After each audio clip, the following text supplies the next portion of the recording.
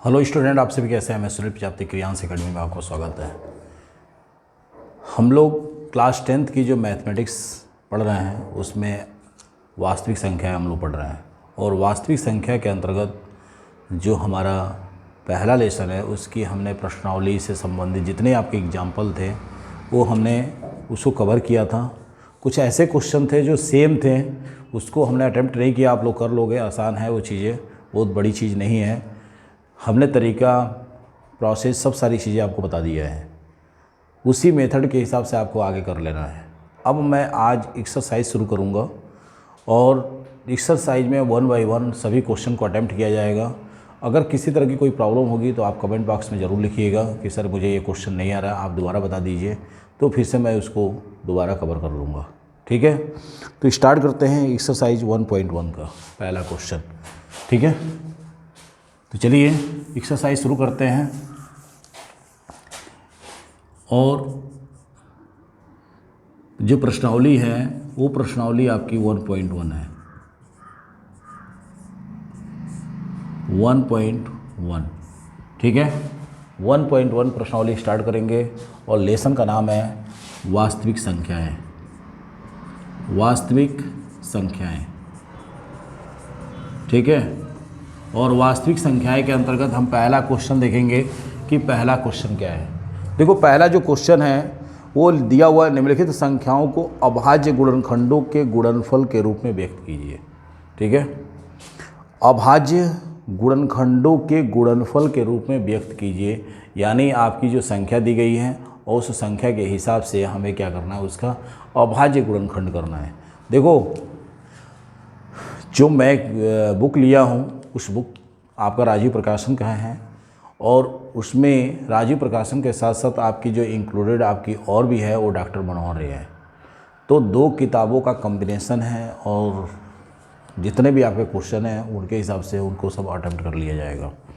ठीक है, तो यानी जो हमारा जो मैथमेटिक्स है वो आपका बेसिकली कहें तो राजीव प्रकाशन ही है। ठीक है, चलिए, तो पहला क्वेश्चन है अभाज्य गुणनखंड के खंडों के गुणनफल के रूप में।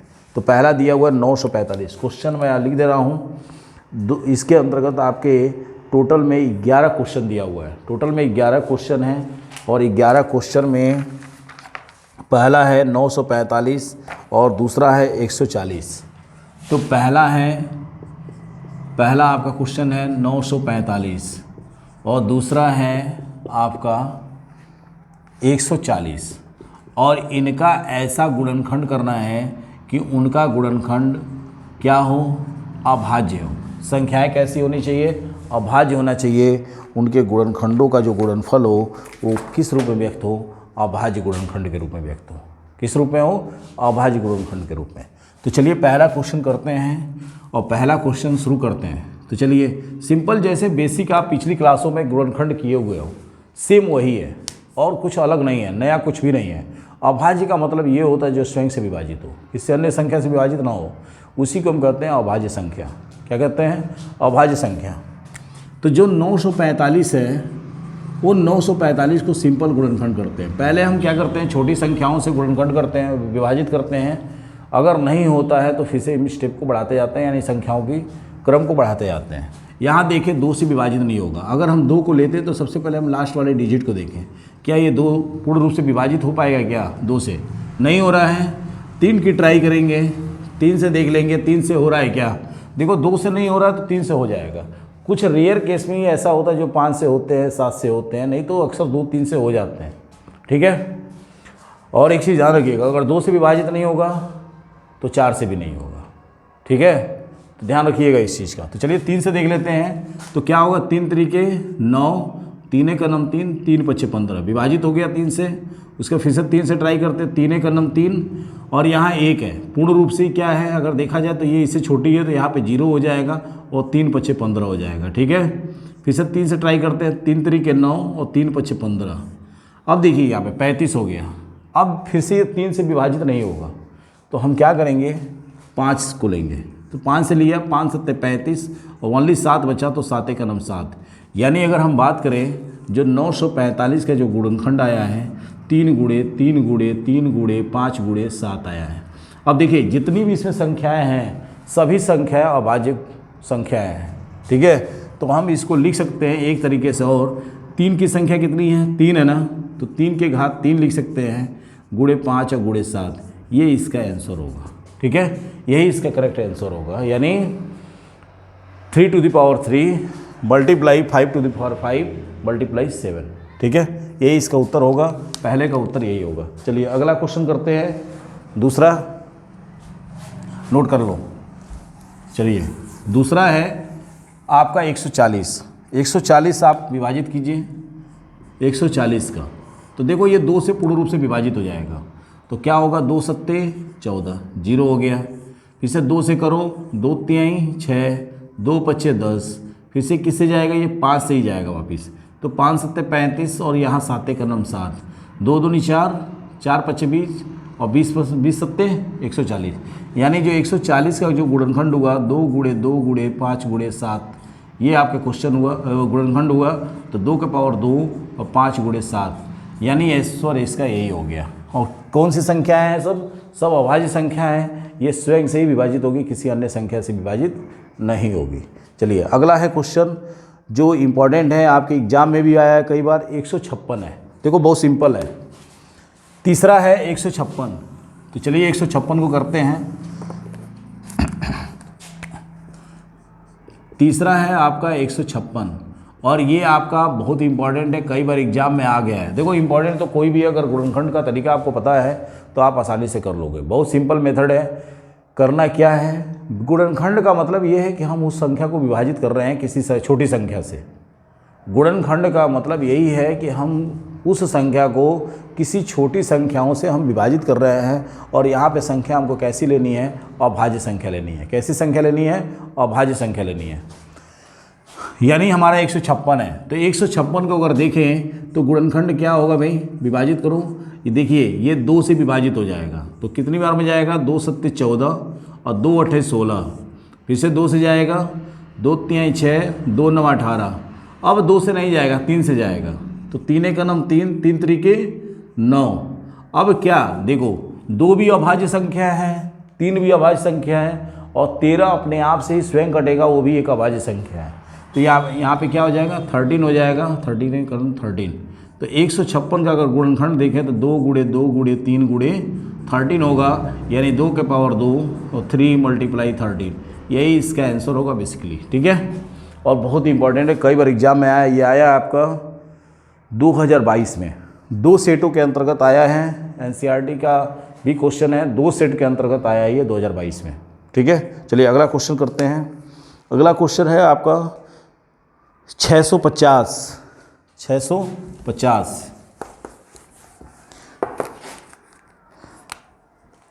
यानी चौथा क्वेश्चन है आपका 650। तो 650 का गुणनखंड क्या करोगे भाई, वही सेम, चलिए जैसे आप कर रहे हो वैसे ही सेम होगा। तो क्या हो जाएगा, 2 से करिए, 2 तिहाई 6, 2 से विभाजित हो जाएगा, ठीक है, 2 तिहाई 6, 2 तिहाई 6, 2 दूनी 4, 2 पच्चे 10, ठीक है।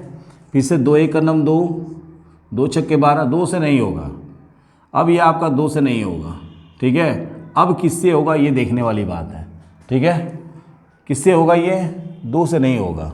अगर हम 3 से ट्राई करें तो 3 का नाम 3 और यहाँ पे 2 है, 0 हो जाएगा, और इसके बाद फिर से ये 24, ये भी नहीं, 3 से भी नहीं होगा, 5 से हो जाएगा, देखिए 5 छक्के 30, उसके बाद 25, 5 पच्चे 25, 5 छक्के 30 और यहाँ 2 बचा 25 हो गया, फिर से 5 से जाएगा, 5 का नाम 5 और 5 तिहाई 15, फिर से 13 से जाएगा ओनली। तो क्या होगा 650 का 2 गुणे 5 गुणे 5 गुणे 13, 2 पच्चे 10, 10 पच्चे 50, 10 पच्चे 50 और 50 से तरफ कितना हो गया, 13 पच्चे 65, यानी टोटल आपका 650 हो गया।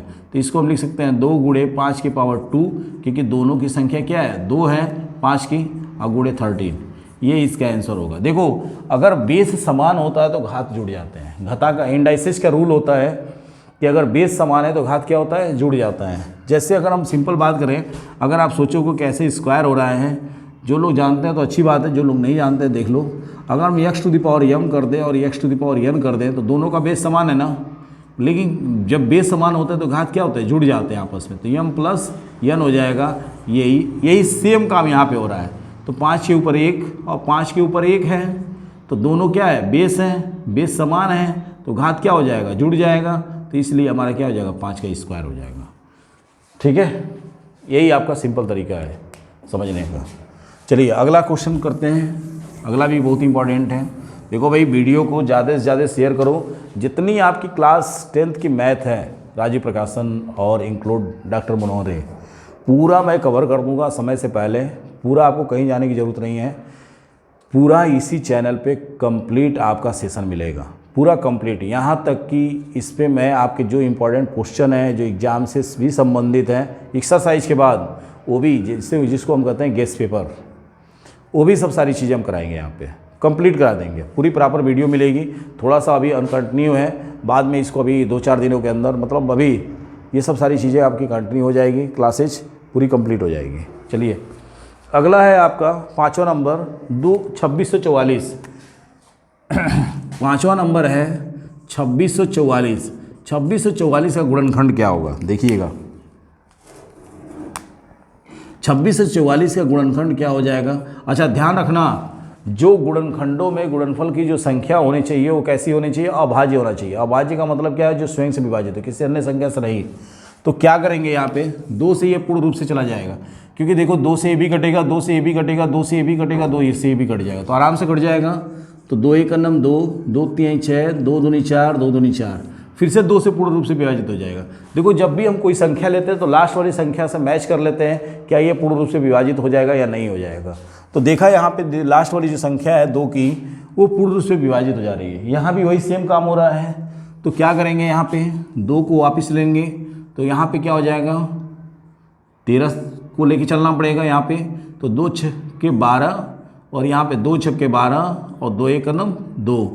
ठीक है, अब यहाँ 2 से विभाजित नहीं होगा, क्योंकि लास्ट की जो संख्या क्या है, विषम संख्या है और ये सम संख्या, विभाजित नहीं होगा। तब देखना पड़ेगा ये किससे कटेगा। ठीक है, तो अगर हम 661 को देखें तो किससे होगा भाई विभाजित, या ये खुद एक अभाज्य संख्या है, ये इसकी भी ध्यान रखनी पड़ेगी। ठीक है, कि ये कटेगा या नहीं कटेगा। चलिए हम ट्राई कर लेते हैं। अगर हम 5 से करें तो 5 1 9 5, 5 3 15। ठीक है, और फिर से यहाँ नहीं कटेगा। 11 का देखें तो 11 6 66, ये भी नहीं कटेगा। 3 का देखें 3 दूनी 6, 3 दूनी 6, ये भी नहीं कटेगा। यानी लग रहा है ये किसी भी संख्या से कटने वाला नहीं है। तो वापिस ये अपने 661 ये स्वयं से कटेगा और एक बार में चला गया। यानी जो 2644 है वो क्या होगा, 2 के पावर 2 और 661, यही इसका आंसर हो जाएगा। ठीक है, और भी ट्राई कर लेते हैं, देख लेते हैं। 3 से तो कटेगा नहीं, 2 से कटेगा नहीं, यही इसका आंसर होगा। ठीक है, 661। चलिए 6वां नंबर क्वेश्चन देख लीजिए यहीं पे। 6वां नंबर क्वेश्चन क्या है, 6वां नंबर क्वेश्चन है आपका 7325। क्या है, 7325। 7325 में क्या है भाई, 7325। 7325 का जो गुणनखंड करेंगे तो सेम ऐसे ही करेंगे 7325 का। और देखिए ये किससे विभाजित होगा, थोड़ा ध्यान रखिएगा। 7325 का 7325 किससे विभाजित होगा, अगर हम 2 से ट्राई करें तो 2 से विभाजित नहीं होगा, क्योंकि लास्ट वाली संख्या क्या है, 5 है। 5 है ना, यानी विषम संख्या है। 3 से कर लेते हैं तो क्या होगा, 3 दूनी 6, 3 दूनी 6। ठीक है, यहाँ पे क्या हो जाएगा, 3 चौको 12, फिर से ये 5 बच जाएगा, यानी गड़बड़ हो जाएगा, यानी ये भी पूर्ण रूप से विभाजित नहीं होगा। एक बार और ट्राई कर लेते हैं। 3 दूनी 6, 3 दूनी 6 और 3 चौको 12, यानी ये नहीं होगा। 3 दूनी 6, 3 चौको 12 और यहाँ पे 3 चौको 12 और फिर से बच जाएगा। 5 से ट्राई कर लो, 5 से कट जाएगा, 5 1 9 5, यहाँ बचेगा 2, यहाँ पे 5 चौको 20, 5 चौको 20 और 5 5 25, यानी 5 से चला गया। फिर से 5 से ट्राई कर लेते हैं। 5 दूनी 10 और यहाँ पे बचा 44, 5 8 40 और यहाँ पे बच गया क्या, 5 9 45। 3 से चला जाएगा, 3 से वापस जा सकता है यहाँ पे, तो 3 से जाएगा तो 3 3 9 27। ठीक है, 3 9 27, 3 3 9, यानी कुल मिला के 3 से जा सकता था। चलो एक बार ट्राई कर लेते हैं। 3 से जा सकता था ये।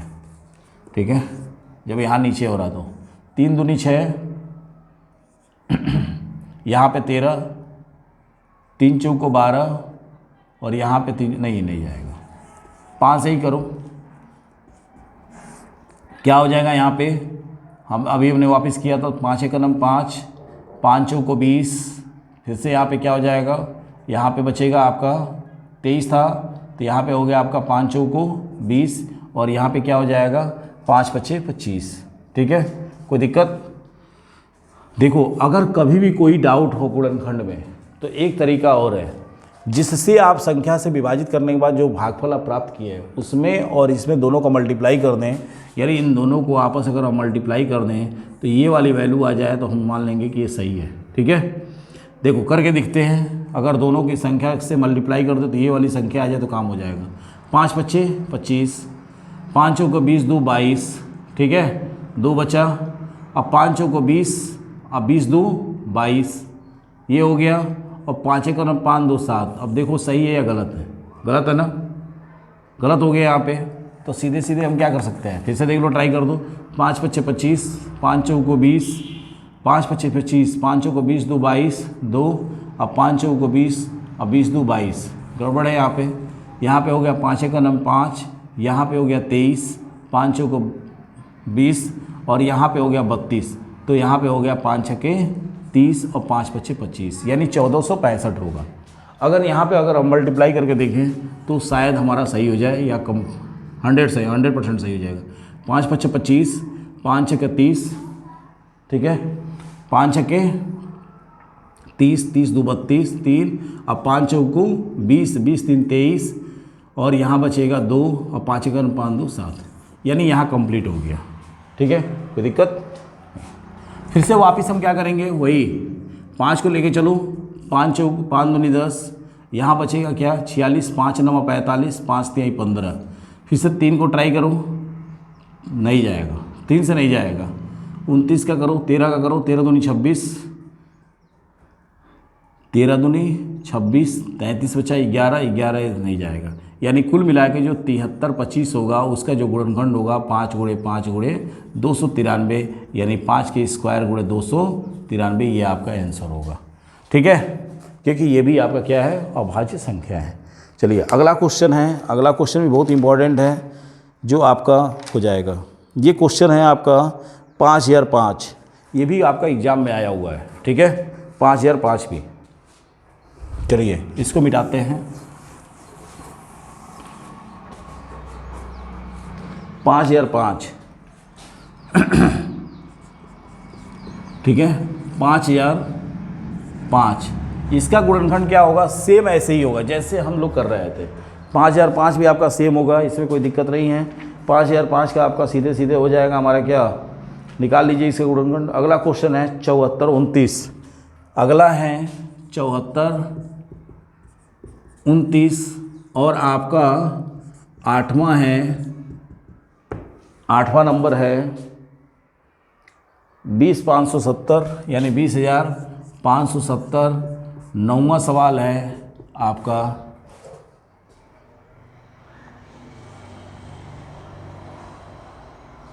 नहीं 74 29, एक्चुअली 7वां ये है, 7वां ये है, 8वां ये है, ये आपका 9वां है, और ये आपका फाइनली 10वां है। ठीक है, 10वां है आपका 87 49 44, 87 49 44, और आपका 11th है, ये आपका है 38 25, 38 25। जैसे हमने गुणनखंड किया है सेम वैसे ही आपको करना है, कुछ भी अलग नहीं करना है, कुछ भी नया नहीं है, बहुत सिंपल है। आप लोग लगाइएगा, अगर नहीं आएगा तो फिर से हम उसको कवर करेंगे। ठीक है, यानी कुल मिला के जितने भी आपके क्वेश्चन हैं वो जिससे हमने गुणनखंड किया है उनको आप सभी उसी तरह कीजिएगा, सभी सवालों को जैसे अभी हमने प्रक्रिया अपनाई थी। ठीक है, नहीं आएगा तो मुझे ज़रूर लिखिएगा कि नहीं आ रहा, ये वाला क्वेश्चन नहीं आ रहा, मुझे समझ में नहीं आ रहा है, कैसे करें, तो फिर से हम उसको कवर करेंगे। ठीक है, तब तक के लिए धन्यवाद। मिलेंगे अगली क्लास में। वीडियो को ज़्यादा से ज़्यादा शेयर करना। Thank you.